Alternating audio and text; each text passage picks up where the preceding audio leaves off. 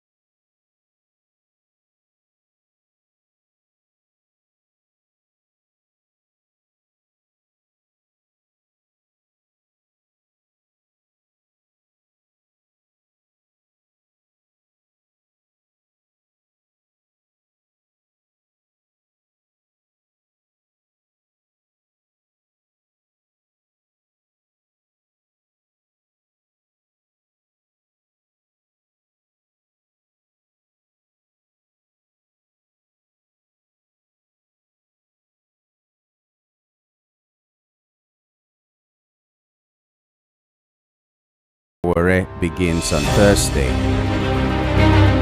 Okay, those are some of the headlines that we have this morning. There's so many more. Just grab a copy of the newspaper and read for yourself. Get the information that you need, and let's talk about the issues that really concern you this morning. Don't forget, this is the Voice of the People, 90.3 FM, and the program is Front Page Review.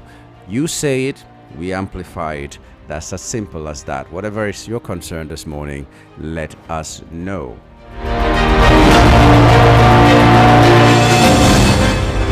Okay, let's quickly join Rufai Oseni for his own thoughts on the headlines. And after that, we'll be joined by Prince Chilaka to also x-ray some of these headlines this morning. Stay with us. I think the scenes coming out of Liverpool in Apapa is a very sad one.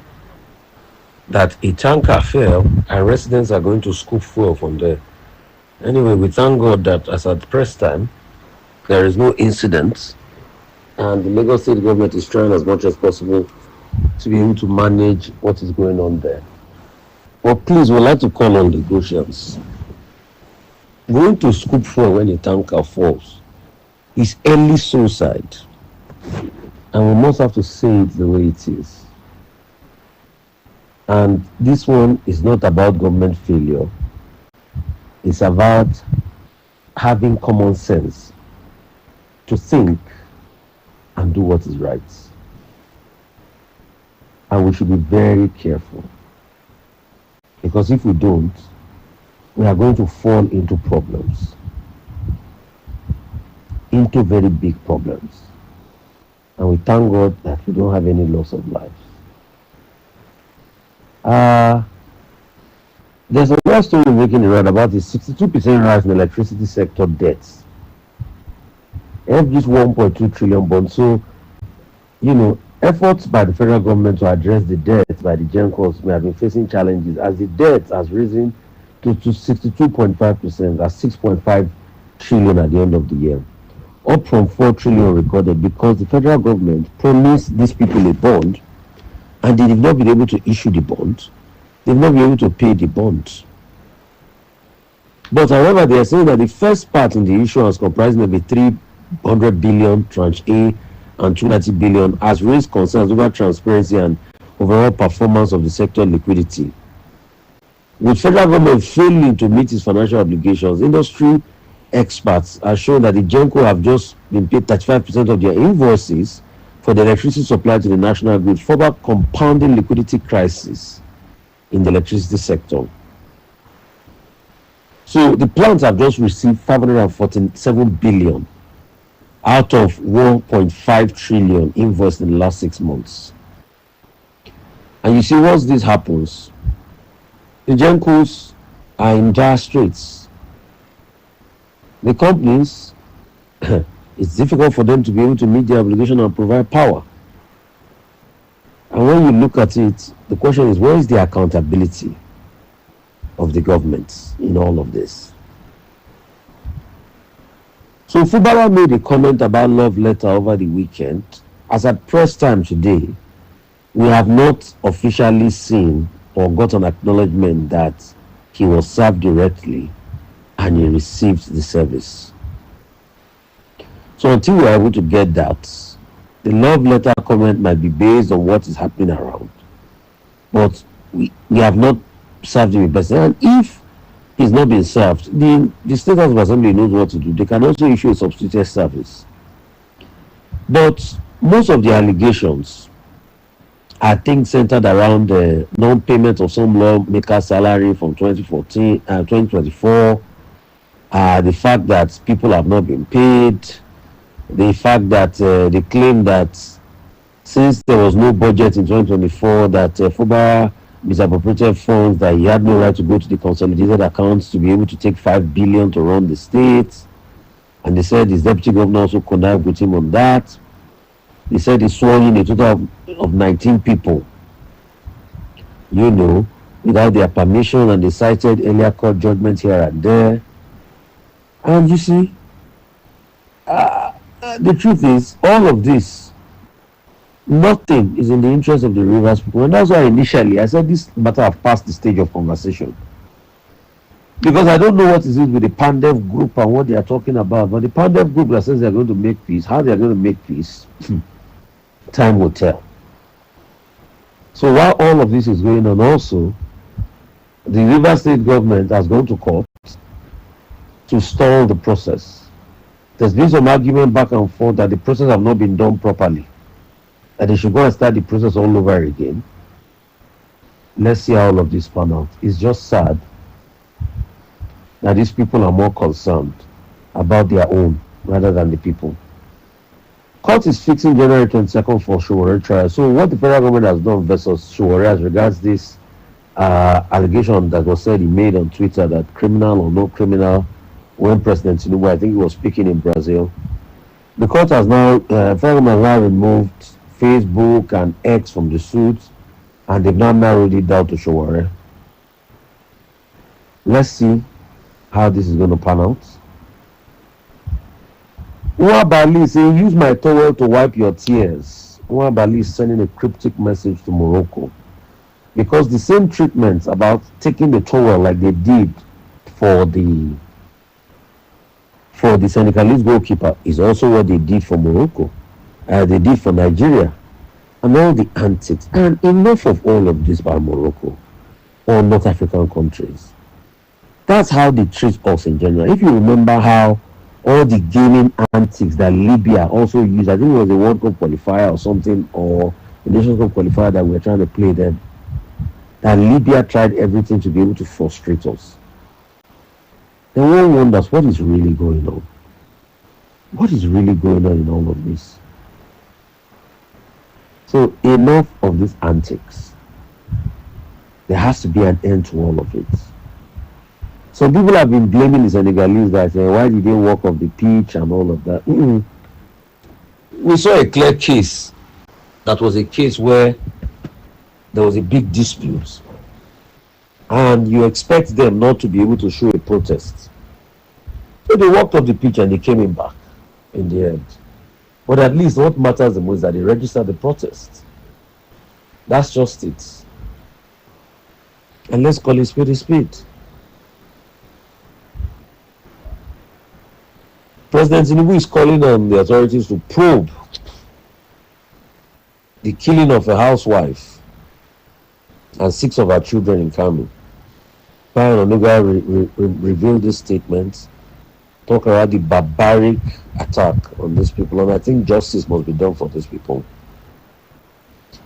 Benue records 7 suspected cases of Lassa fever, and that's another one making the rounds.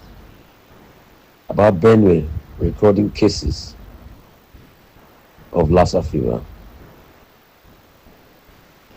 And Patutomi is saying what he will do as Nigeria's president.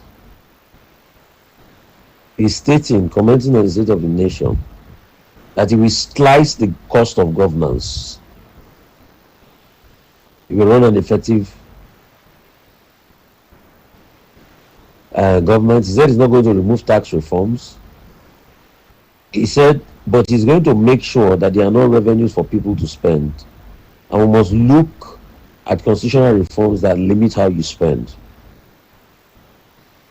He said we need a balanced budget, and all those are the issues that we'll bring into consideration. So these are many other things he said he will do if he was president. I think there also needs to be a very tough stance on anti-corruption. Global billionaires' wealth hit 18.3 trillion as Oxfam warned of political risk.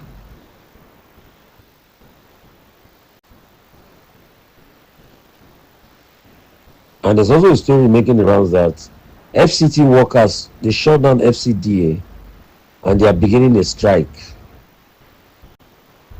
This is called by Joint Union Action Committee, GUAC, over demands on improved working conditions. So that strike is going ahead.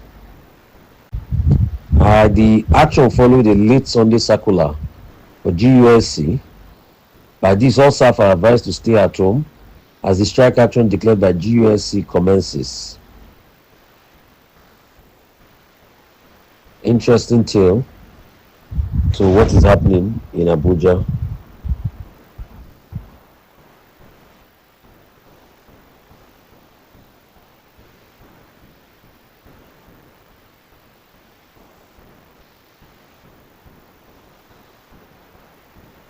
Interesting tale to what is happening in Abuja. We're still going to be looking at that, and we're still going to see how that pans out. But I know, hopefully, probably they are going to nip it in the bud at some point. Like I said before, global wealth of billionaires in the world hit $13.8 trillion. Oxfam is warning of political risk. The report was published at World Economic Forum. They said the wealth of billionaires jumped 16.2%, so the rich is getting richer to 18.3 trillion. They attributed this sharp rise to policy decisions under President Trump, particularly promotion of deregulation. Anyway, Trump is there for the rich folks. For the first time, the number of billionaires have surpassed 3,000. The report added billionaires in dollars anyway. He noted that the world's 12 richest individuals, led by Elon Musk, now control more wealth than the poorest half of the world. Oxfam also warned that this extreme wealth is increasingly being translated into political influence, citing the case of Elon Musk and the likes of Jeff Bezos that have media platform. Elon Musk has Twitter or X. Jeff Bezos have he has a Washington Post. So he said the widening gap of these inequalities might cause a big problem for the world. And it's something we should all look at. It's also happening here. Leaders get elected, the rich get richer. They look for ways to make it easier for the rich. But the poor has to suffer all of the burden and all of the problems.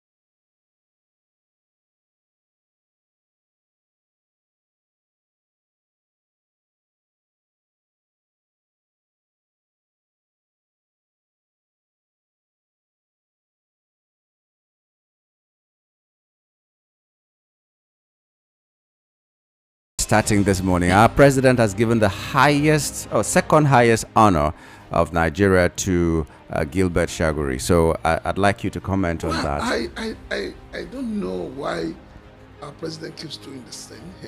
He keeps giving a lot of respect, a lot of credence to people with questionable character. I mean, we saw his list for peregrinative mercy. We saw the kind of people that were listed there. Now we're seeing somebody who we know that as at the time we had the late Abacha and all of that, his name was always everywhere.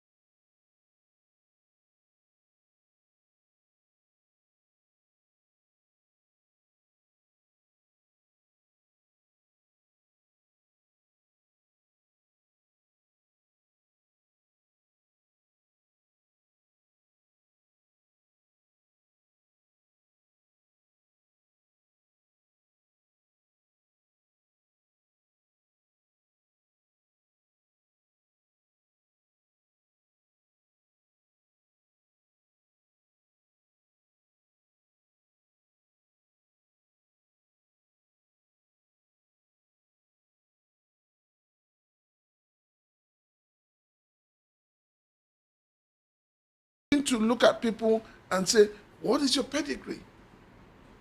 I mean, when some of us were growing up, you were not just trained by your family, you were trained by the community. Yeah. But in Nigeria today, it's like every man to himself. And that's why things are not getting any better. Well, I saw that story and I put them side by side, the stories we heard about this man and all that. And the fact that he's one of the greatest beneficiaries in terms of contracts from this government and governments of Nigeria. And just recently, not too long ago, he was awarded a $700 million contract here in Nigeria. And people are saying he has contributed a lot to the development of Nigeria. He has a lot of companies here in Lagos. He's doing a lot for Nigeria, and they're leaving all the facts out. Okay, this is what it is. Go out there, carry a gun, rob people, then turn behind and do charity, and your sins are all wiped away. It's where we are today as a nation. And that is why you see crime is not abating. It's not abating because it's becoming too obvious that, do whatever you can do to get the money, to get rich. And then, you start doing charity. Everybody has an NGO today. So when you start doing charity, people are, meant to forget whatever ill you've done in the society. That's just sad. Okay, on the Punch newspaper, we have amnesty deal. This thing will not finish. Amnesty deal. Outrage mounts as Katsina moves to release 70 bandits. It's still there. And I was just trying to marry that with the comments of the Minister of Defense that said a friend of a thief is a thief, and trying to warn the people who are sympathizers. But these things are still going on. What will he do to the governor of Katsina State, for instance? What powers does he even have? Well, I mean, he said all. A friend of a thief is a thief. It's just like saying, show me your friend, and it's obviously I'll know who you are. I think what is playing out in Katsina State is the fact that some leaders of thought in the north are in solidarity with bandits and terrorists, call them whatever name you want to call them. They're in solidarity because if you are not in solidarity, these are people we know that have been involved in killing people, in maiming people, in kidnapping people, in raping women, and in chasing people away from their ancestral homes, forcing people to live in IDP camps. And rather than punish them, you are granting them amnesty. It's just like what I said earlier. Do the crime. Have enough money. And your sins are forgiven. So I find it very absurd that Katsina State government will be doing this. It simply shows that they don't have empathy. They're not even concerned about, the pains of those whose actions of these 70 people have changed their lifestyle, changed their fortune, rendered them useless, killed some of them. So in other words, what the state government is actually telling us now is that the bandits or the terrorists or whatever name they go by are stronger than the government. Non-state actors holding state government to ransom. That is what it is. They're holding them by the jugular. And you are allowing it. Meanwhile, you want to grant amnesty to murderers. That's what they are, killers. But Nnamdi Kanu is languishing away in Sokoto prison. And sometimes some of us try not to bring tribalism into this whole thing. But when you see some actions being carried out by some state governors, even sometimes by the federal government, you ask yourself, what is really going on? We just seem to have two laws in this country, one for the north, one for the southeast and south-south. So sometimes it is painful when these things are said in public.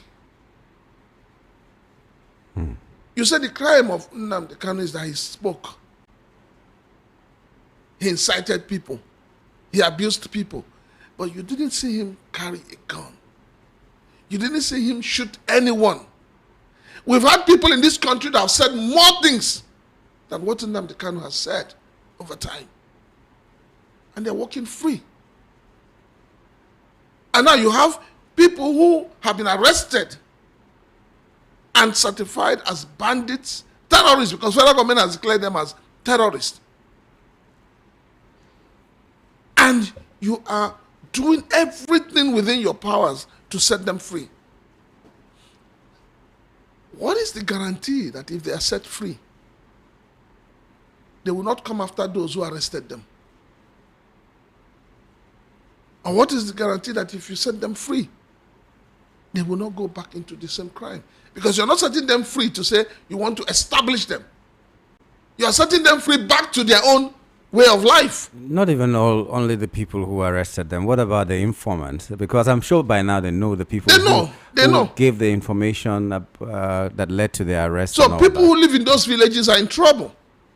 I have a feeling that this year, 2026, a year before the elections, a lot will be said about Nnamdi Kanu by the federal government. I just have that feeling to douse some tensions and get some sympathy. Or use him as a political bait. It won't work. I just have that feeling. No. It won't work. But let's look at this argument from the north. Some of the people say that if the South militants could get amnesty, why not the bandits of the north? Okay, now you've raised a very pertinent and very important issue. What was the amnesty in the South all about?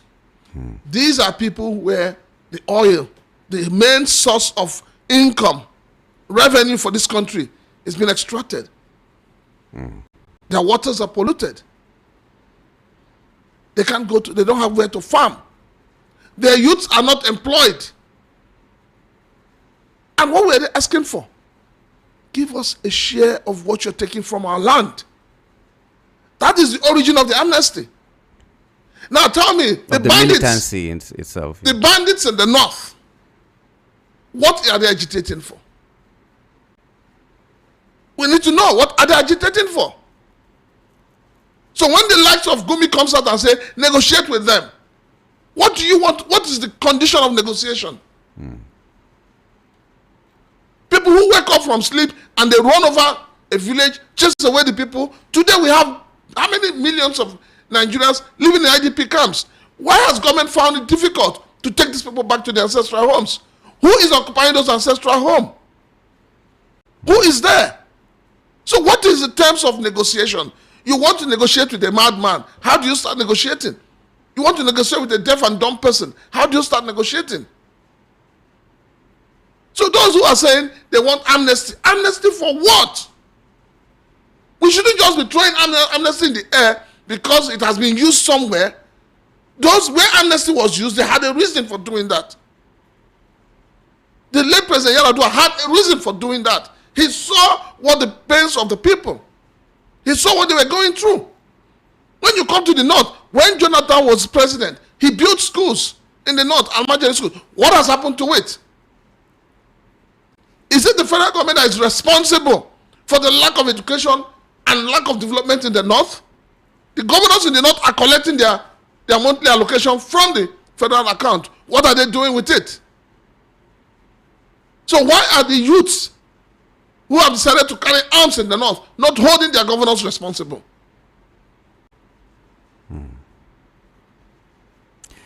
Interesting times, very interesting times. I don't even know what to say, but it's a mind-boggling thing that people are given amnesty.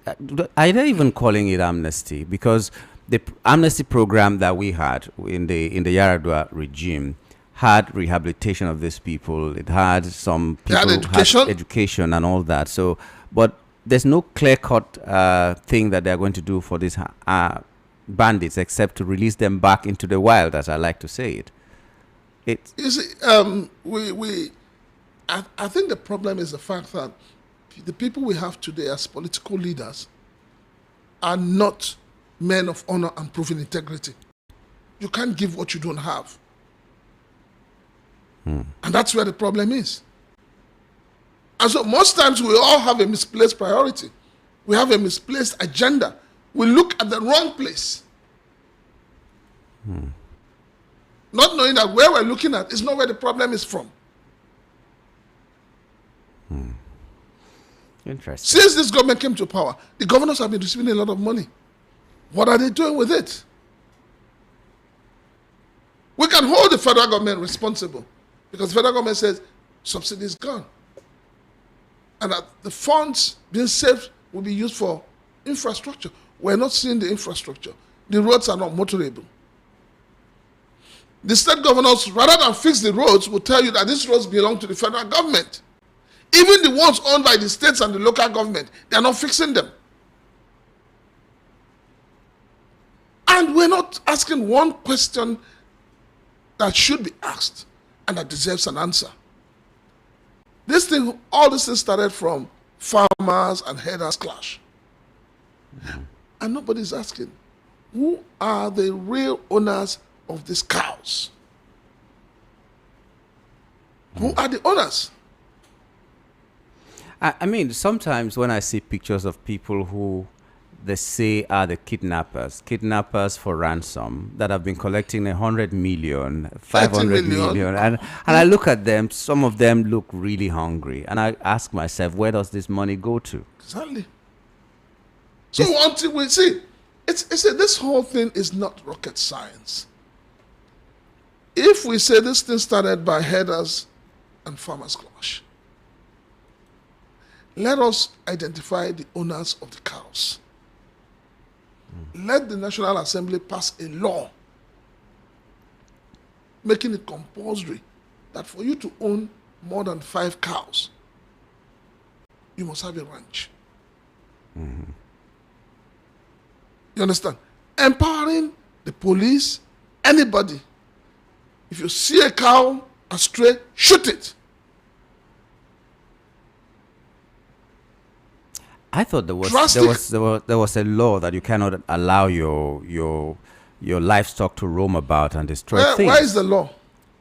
Is it that the law? It's something that it's some state governors that try to implement it. when Autumn was in Benue State, he tried it, but did it work? Did they allow it to work? You saw he was going back and forth with what do you call them? Cattle Realers of Association of Mietiala. Yes, Mietiala. You saw how he was going back and forth with them. It is at the doorstep of the federal government to make that law and ensure that it's enforced. See, I'll tell you, I keep telling people when they say, area boys, people are being robbed at bus stops, area boys are disturbing people. I said, look, it's when you say community policing, you don't need to set it up in terms of there's an office. No. Do you know that you can curb the menace of these area boys if you hold the chairman of whatever union within the bus stop? You say from between here and maybe Toyota, maybe there's a branch of either Nigerian Union of Road Transport, whatever. You hold them, you tell them that anything that happens between here and there, we hold the chairman responsible. We hold your executives responsible. I am telling you, you will see there won't be crime. There will not be crime. Because those chairmen will not take the responsibility of ensuring that crime is not committed within that jurisdiction. I mean, that is what, state policing is all about, community policing is all about. But you must give it a legal backing. So if somebody is robbed at Oshodi, all you need to do is round up all the chairmen and executives of people, those in charge of that Oshodi end, and lock them up. By the time they spend 1 month in the prisons or 2 months and come out, you will be shocked that they will not even allow any miscreant around that corridor.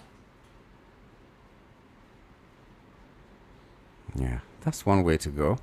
Okay, let's leave that and go back to Malami. This DSS arrest Malami after release from Kuje prison. So he was released and he was rearrested, and we were just seeing this drama. What's playing out with Malami and the DSS? It's quite laughable,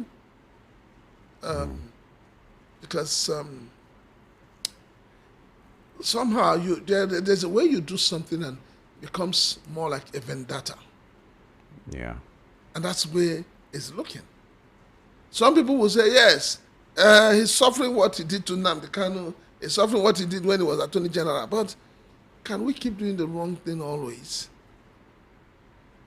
Can't we do the right thing for once? You've collected his international passport. You've seized some of his properties. So what else? For me, this whole back and forth is more like the DSS just throwing themselves to the people and saying, look, they don't know what they're doing. He's on bail. It's not like he's free. Yeah. So what is the need again for picking him up?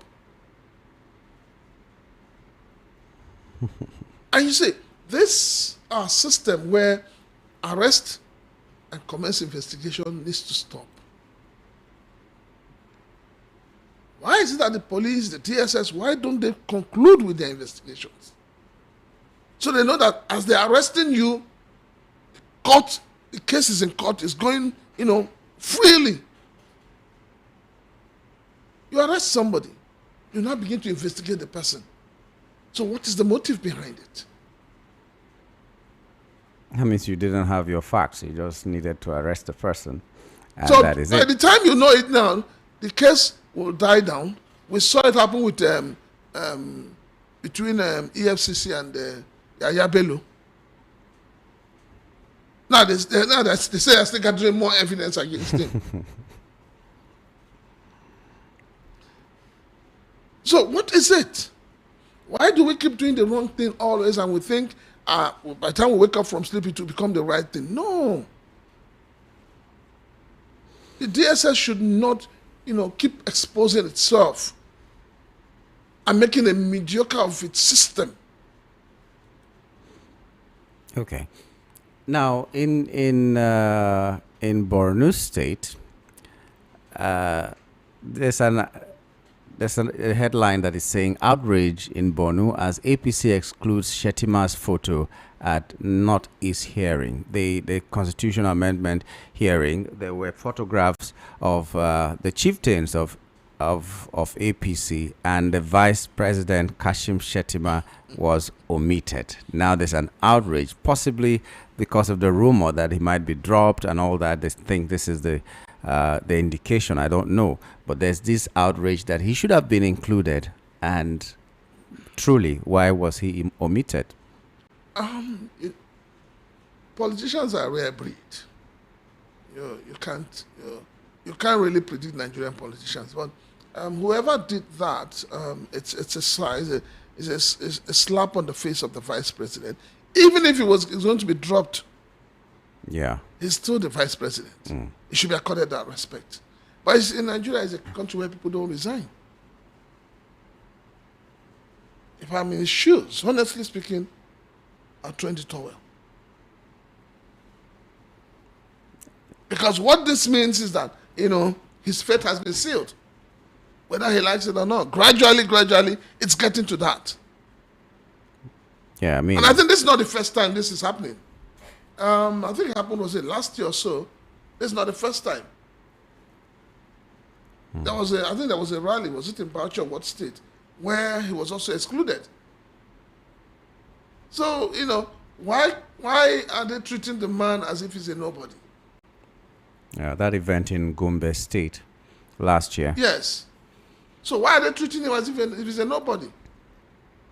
But then, when you look at it, you ask yourself, does the presidency recognize him as the vice president? After all, your president traveled for how many days? Did he transmit power to him? All the while the president was there, did you even hear him speak? So we seem to, even though it's a spare tire, it seems that the spare tire has been busted. Oh, it's worse than the Ford. It's more worn out than the ones in use right now. So it's unfortunate. It's really humiliating to do that, and whoever did it, maybe for political gains or whatever, should tender an apology to him. But we know that the harm has already been done, but it's not fair on him, honestly speaking. Okay. Now, there's been a kidnap in another kidnap where 172 worshippers were taken from 3 Kaduna churches. The headline here is saying confusion over alleged kidnap of 172 worshippers in 3 Kaduna churches. 172. I think it appears that there's what I call it, that there's a tunnel.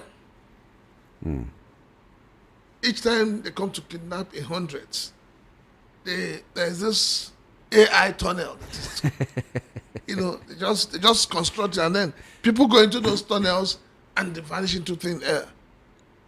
We saw what happened in Niger State. We saw what happened in Katsina State. And then, like I've always asked, we saw the Dapchi girls. We saw the Chibok girls. They were not taken as in two, three. Normally, when you want to kidnap that is effective, is you take 1 or 2 persons, so you can escape. But when you begin to take 100 people, how do you move them? A question exactly. Do you use a train? Use a CNG bus? What do you use? Or use camels to carry them? And you see, where I get really worried is the fact that when these people are being kidnapped and taken into the bush, it's like everybody in other communities where they pass fall asleep. Nobody sees anything. Nobody hears anything. Not even their footsteps. So there is more to this whole thing than meets the eye. How do they move this number of persons? Do they chain them one to the other, like in those days when slaves were being chained? How can that be? So how do they move them? And then, you see, with this, when you keep talking about Christian genocide, people say, oh, there is no genocide. These are Christians. Yeah. These are Christians. Directly from church, not even their home, so you know. So it simply shows you that there is more to all this thing that is happening. But then we know tomorrow the police will likely tell you, oh, nothing of such. They will tell you, oh, kidnapping is crime. It has nothing to do with, a particular faith. But when it becomes too obvious, you can't run away from that reality. In as much as we try to deny it, we try to say, it's not, but it's glaring. These things are glaring. How many Muslims do you have in these IDP camps? I'm good. You're not answering. How could I? How many? So the federal government owes Nigerians some answers. And the first answer, the first answer we're seeking for is Nigerians are living in IDP camps. And these Nigerians have their ancestral homes. They were chased away from their ancestral homes. Maybe they're not living in IDP camps. It's just a story by a screwdriver seller. Oh, don't go there. Don't go there. Don't go there. Don't go there. Don't go there. Mr. Chilaka. No. It's something that it shows you the level of desperation of APC government. It was the funniest news item. It shows you how desperate the APC government is. It shows you that those who are handling Mr. President in terms of media, or the administration in terms of media, in terms of publicity, they don't know what they're doing. But the curious thing is that it was a story published by the New York Times. Well, people are saying that the $9 million is already working. Yeah. It's you see, when you create room for suspicion, whatever you do thereafter becomes suspect. So everybody believes that, okay, but I mean, even the New York Times, the people who publish that, you know that it is a script written and given to them, say, publish. I've taken time to read it. It doesn't add up. It doesn't really make because sense. now, don't forget, when that strike happened, the federal government took responsibility. That they provided the intel. Yeah. So at what point did the intel become that of a screwdriver seller? In Onitsha.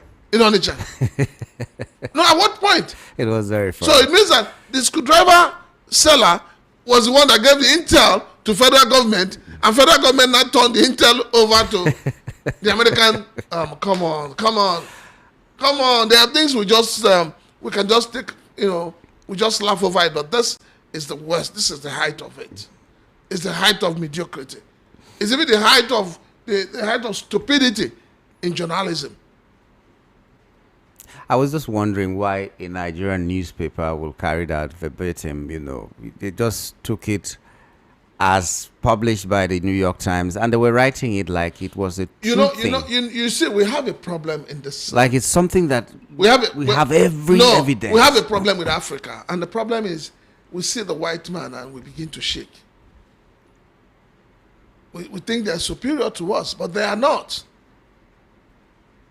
Unfortunately. And that's a very terrible mentality. Very, very. Because they say New York Times, everybody says, oh, it's correct. Nobody has done a check.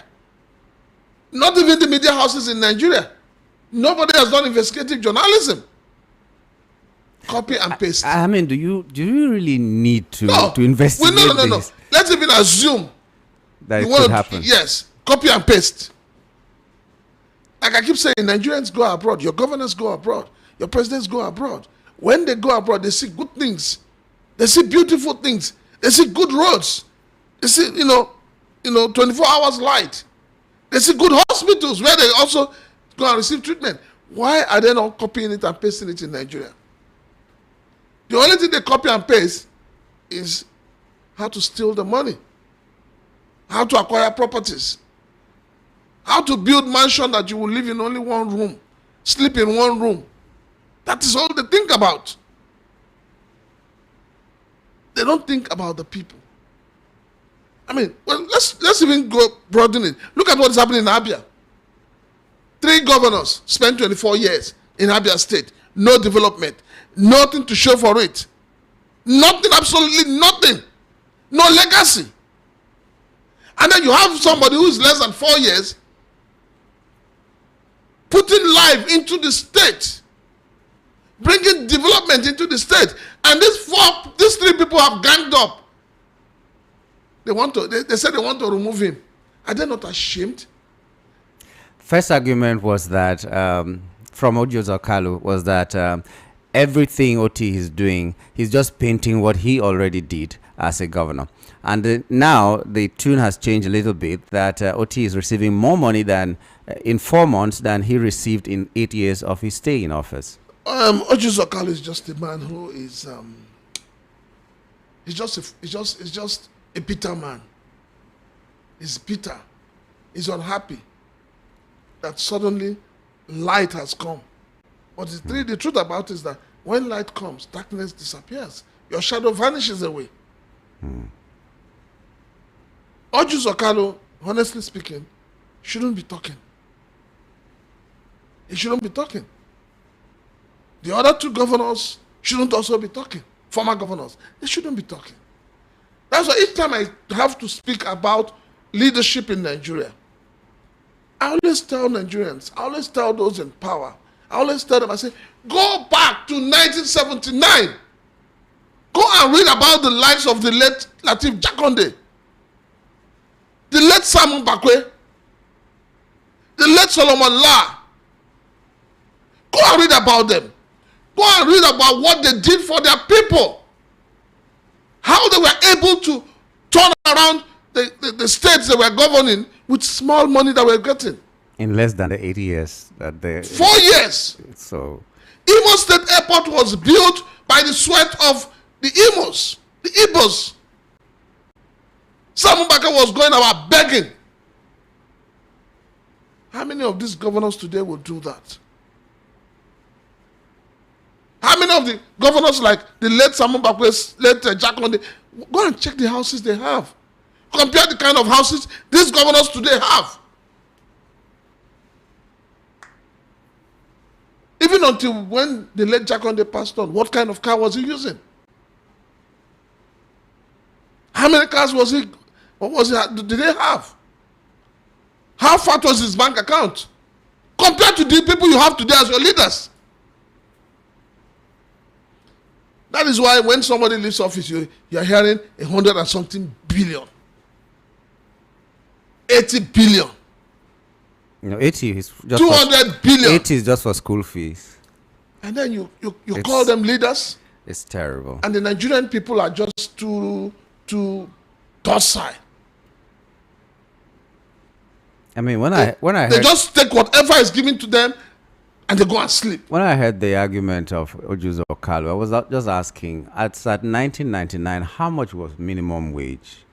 So that you say the state burden will be so much that the money you have, you couldn't do a road, you couldn't build infrastructure, you couldn't do anything. And you just mentioned Jakonde.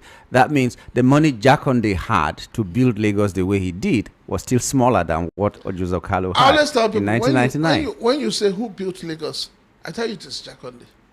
When you go to and he did the funny thing, he didn't name anything after himself. But the people just saw it that and said, you have Jakonde Estate here, Jakonde here, Jakonde. He didn't name those things. He gave them. Go to Imo State, the Sambakwe Airport. If you go to Imo State, the roads you have that are functional were the ones built by the late Mbakwe. The other governors we've had in the state, none. But on social media, they're building skyscrapers. They're building the best road network. That is why when you're traveling from here to the east, you get to Benin bypass, you're stuck. But the governor is on air every day, telling us how he's going to deliver 3.5 million votes. And arresting students. Telling us how you must wear a cap for you to enter government house. But the basic infrastructure, the basic amenities that you should make available to the people, you're not doing it. Okay, in Kano State, the governor has now met with Tinubu amid defection moves. There's a back and forth. We don't know where Kwankwaso actually is going. We don't know where Governor Yusuf is actually going. People have said APC and all that. Maybe it's getting clearer now. So I don't know whether it will change the dynamics of governance in Kano. Well, it will change the dynamics of party followership, but it will not change the dynamics of those who control Kano. Yes. Well, the way Nigeria politics is today, yesterday I was talking to somebody, a very prominent elderly person. He said, "Oh, we seem to be going towards one-party state." I said, He said, "Yes." And I said, "Is that what we want?" And I asked him, I said, all these governors that are decamping, all the ones that have decamped, what is that special thing that the campaign has brought to their states? I need to know. All the governors that have decamped, have we woken up one morning and said, oh, when the governor of Enugu State decamped, the following day, the state was, there was a rail line, built around the state. The argument has always been, let's socket ourselves into the center. So what is the center offering them? So we need to know. Maybe there's something special the center is making available to them that we're not aware of. As persons or as a state? No, as persons. Because if it's as states, we would have seen it. We would have said, oh, good, since this man became governor, since it come to, look at Rivers, for instance. What has changed since Fubara to come to APC? You see him everywhere now. All he's doing is singing, on your mind, that is what he's doing. Was that what the people elected him for? I wonder what is happening right now, because from Rivers is always 1 week, one trouble. No, it's 1 day, one problem. 1 week. So we woke up one day, saw two more people withdrawing from the impeachment process, and then now they are back and even firing more bombs than the people who remained there. No, let's be very, very sincere with ourselves. The political class is all about what they can get. After all, you saw people telling you that lobbying is not a crime. It is only in Nigeria when things go wrong that we'll find good definition for it. Okay. Even in St. Clem's where they do lobbying, they don't do it the way we are doing it in Nigeria. We have different definitions for everything in Nigeria. We must define it to suit the situation. Yeah. We define things as we like in Nigeria. Okay, let's open the line so that people can talk. We'll have like 10 minutes together. We'll not let you go. I'm here. We'll have Gada join us about 8:15. So let's just use this time to talk with the people and all that. So we are opening our lines now. 0700 903 903 903. 0700 903 903 903 or 080 36 92 9933. 080 36 92 9933. WhatsApp is 081 71 75 6338. 081 71 75 6338. Send us a message or call us on WhatsApp on that number, or the regular calls on the previous two numbers. Hello, good morning. Morning, Nyambu. Morning, sir. My name is Robert. I greet your partner there. I've forgotten his name. I'm sorry. It's a prince. Just call him what Prince. he said about Okpebolo, you see, despite the whatever is happening in that state, the man has a hype man, that always hail him. You understand? I have not seen such a thing done in this country before. The road is bad, even though the situation is deteriorating in those states. The man will still be hyping him. He will be hyping Okpebolo.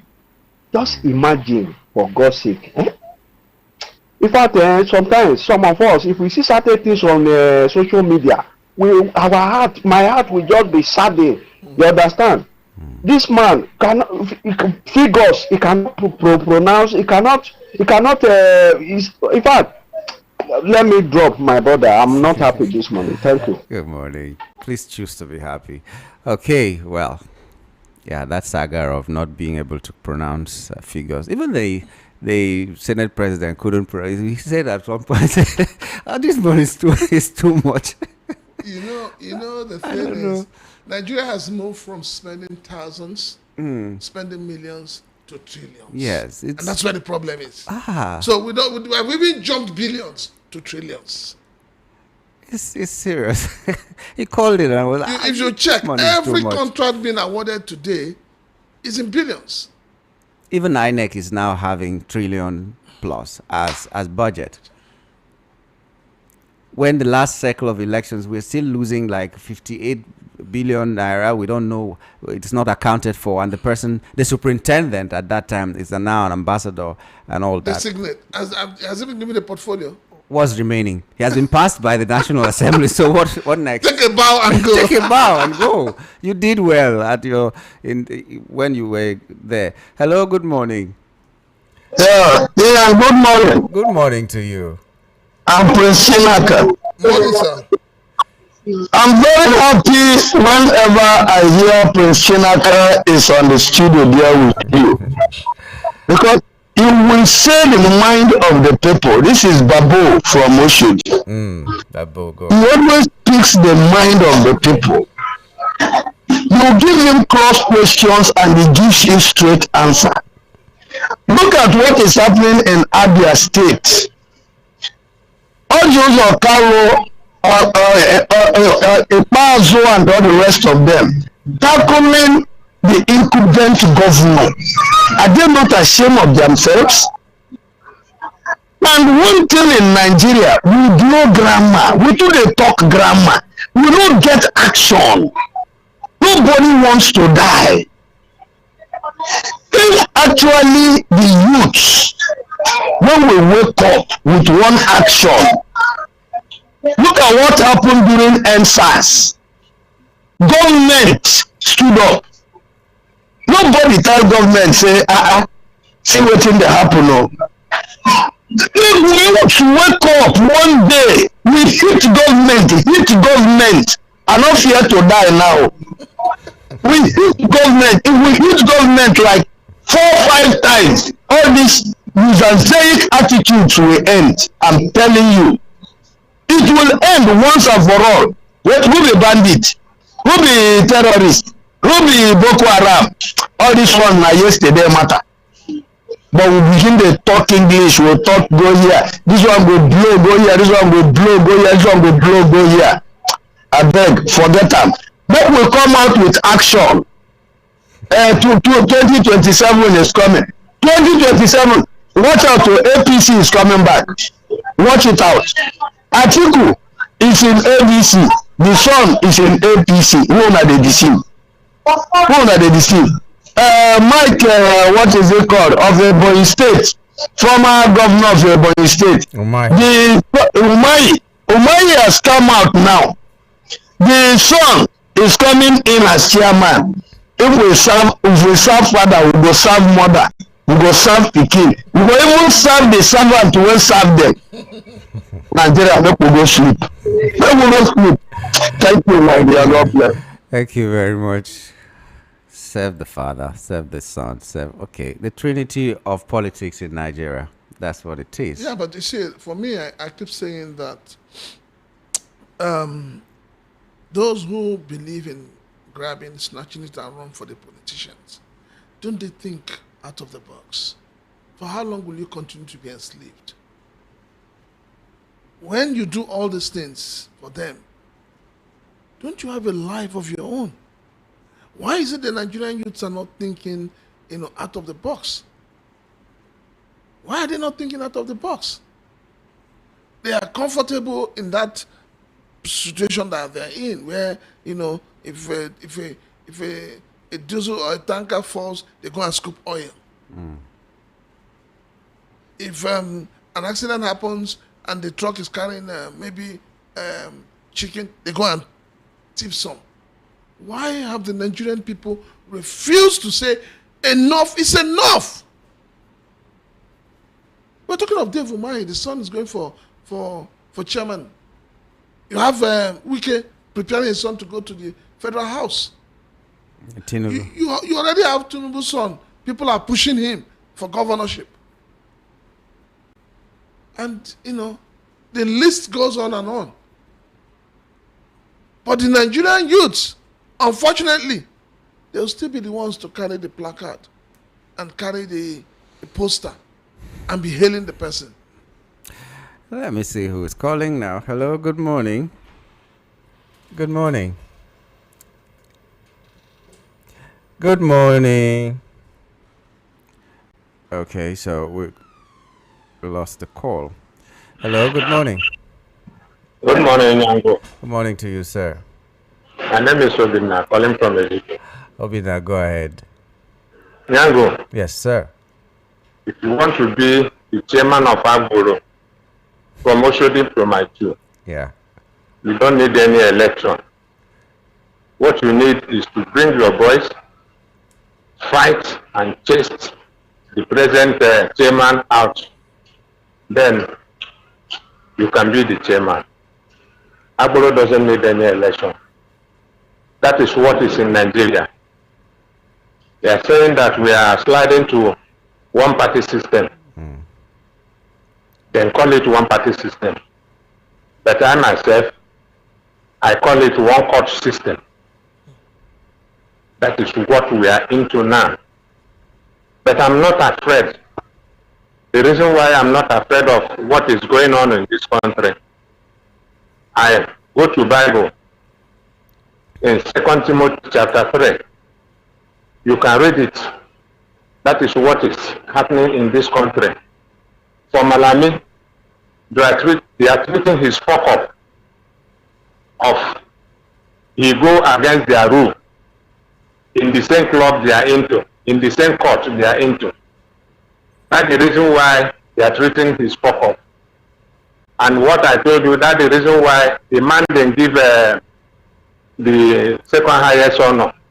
That's the reason why they're giving the highest second honor. The righteous ones are hiding in this country, while the evil ones are riding horse on the street. That is it. Sometimes Nigerians will say, deflate your vote, do whatever. You cannot fight them. They have taken over because you are the righteous one and you can't fight the evil person. The righteous ones, if you want to fight, you fight empty-handed. The dangerous one fight with weapon. That is where we find ourselves in this country. The evil one are riding horse on the streets. We, the righteous one, we are hiding. Thank you. Thank you. Obina is full of wisdom this morning. Thank you very much, Obina. I don't understand. Sometimes we bring in so much religion into issues we should address, frontally. And I think that's another problem we have. Religion has been able to chain us. Religion has been able to chain us. Yeah. And that's why you see when things are going bad, they say pray, pray, pray. But those who ask you to pray, do they pray when they fall sick?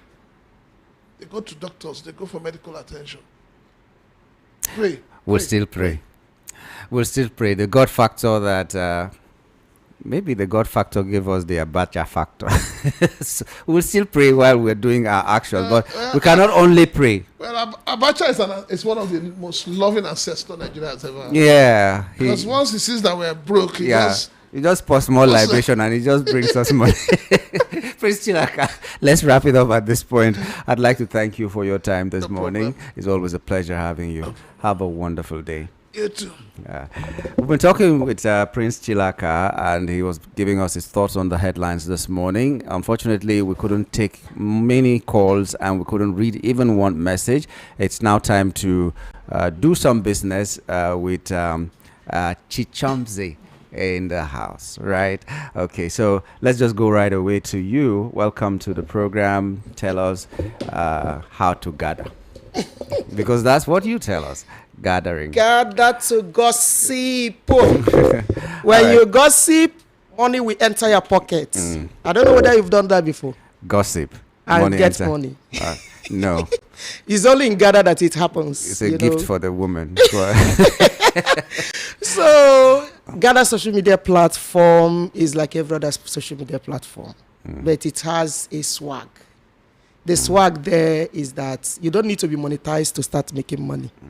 The moment you come in, post, check your wallet, your money is already there. Then if you want this money to migrate to millions, you just have to press one or two buttons inside our Gather platform and it will be happening. So I keep telling my listeners that we don't do Ponzi. And Nigerians should stop it, because this has been trending over the years. People will carry any rubbish from outside the country, enter. Everybody will just hook in to make plenty money. It doesn't work like that. You have to nurture your money. It will grow and be permanent. So that is what we do in Gather social media platform. Now we have our share. This share started from 2 naira to 30,000 within a period of 6-7 months. That is growth. And in the next 1-2 years, this share could get to $1,000. It will be amazing. And next month, we are having our launching out Gather officially. It's going to be, Gather is 1 year this month, but next month we are doing the official launching of Gather. And a lot of companies are coming in to partner with us. And when they do that, our share will never be $18 as at this morning. Our shares will go up. Now, we will stop private share. Right now, we sell private share to people. And we know the meaning of private share. Private share allows you to be a co-owner with the company. While public share, you are just getting from those that bought a private share. Do you need to belong to Gather? Do you need to subscribe to Gather social media to be able to buy the shares? Yes. Or you can just buy as an individual? You can buy the share. You can come in. In fact, we don't call it share anymore. You can come and partner with the company. I think that's the language we are using now. You can come in and partner with the company. Some are not, some are old, some are odogus, you know. They don't like posting and all that. They call it work belonging to younger generation, you know. So what they do is to come and buy the share in big quantity, just go their way. Imagine somebody was making withdrawal 60 million, 40 million from our share last December, just last December. As other Ponzi networks are closing up, Gather was busy. You mentioned how much they paid people just for posting, 4 million, 3 million. And I showed you our certificate. We have CAC, we have SEC, we have what do they call them? EFCC. EFCC, thank you. So we have over 9 certificates that cover Gather platform alone, to show you that we are not joking. We are here for serious business. And there are other many ways. We have our digital assets you can buy in Gather platform. And this digital asset, as at last year, with 100,000, you get up to 200,000 pieces. Do you know that with 100,000 as at today, you get just 1,500 pieces? See the growth. So imagine people that have 1 million pieces of this asset by last year, to this year, they are billionaires. So that is the growth we are talking about. And this will keep rising. It will keep appreciating. It doesn't go down. It will keep appreciating. Remember, we are talking about social media platform. It's not like some company or so. So if you want to be part of us, come closer. We are having training. Now, we have training at 2 different locations in Lagos. So the first, say book me. Send message that I should book you to this number. Let me say the number first before I go to the location. 080 375 375 057 057 37 37 080 080 375 375 057 057 37. 37. Then the second number to call is send message to. Okay. Send message to this number 080 080 36 36 31 31 57 57 01 01 080 080 36 36 31 31 57 57 01. Now, this seminar is taking place on Thursday. Next tomorrow, the seminar reservation for you at Sprinkle Bar, Alafia bus stop, Orile Mai 2 Road, beside YTK filling station by 10 a.m. on Thursday. So if you are living close to Apapa, Festac Town, Orile Mai 2 and environ, please locate us at Sprinkle Bar, Alafia bus stop, Orile Mai 2 Road, beside YTK filling station. Time is 10 a.m. Please don't call. Say that I should book a reservation for you for Thursday.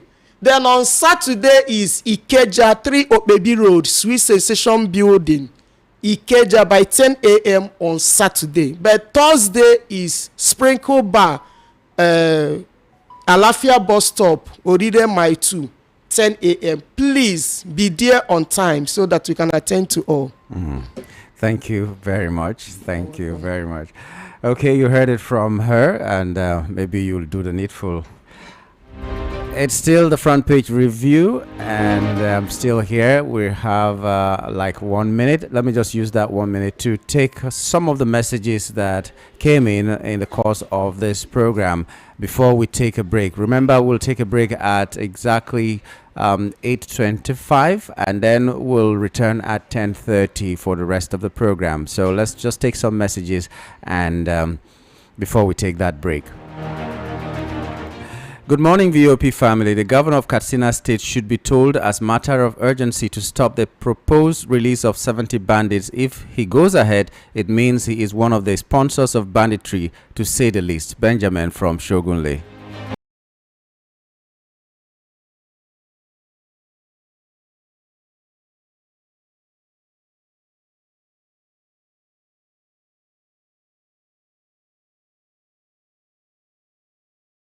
It's unfortunate that from the blast of the whistle, President Tinubu got everything wrong with the pronouncement and that subsidy is gone, when he has not even sat in office to check the books. The most annoying aspect is that his administration keeps jumping up and down, rejoicing over a private company's achievement, which is the Dangote refinery.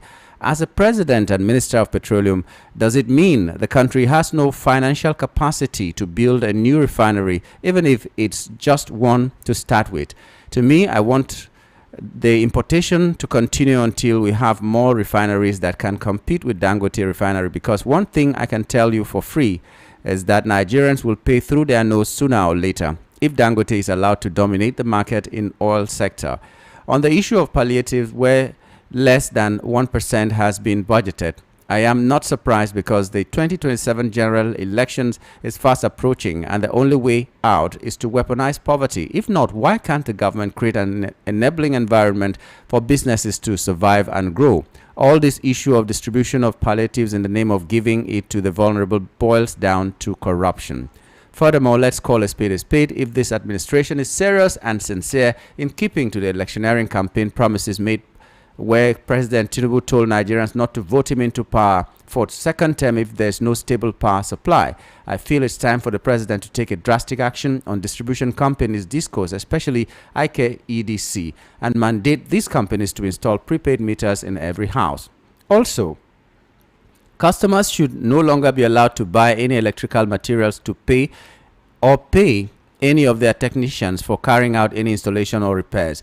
There should be a law that any staff of these companies involved or caught in violation of this law should face serious sanctions. There should also be customer compliant numbers that would be available so that most of these complaints from customers can go directly to their government. The excess of disco is becoming unbearable. Oloruangba, wow. God bless Nigeria. Temitokwe Onatoye from Ijegamo community. Okay, so let's take that break now. When we return, we'll take all your messages and then we will take your calls. So we'll return at 10:30 for the rest of the front page review. Do stay with us. Well done, oh, my original people.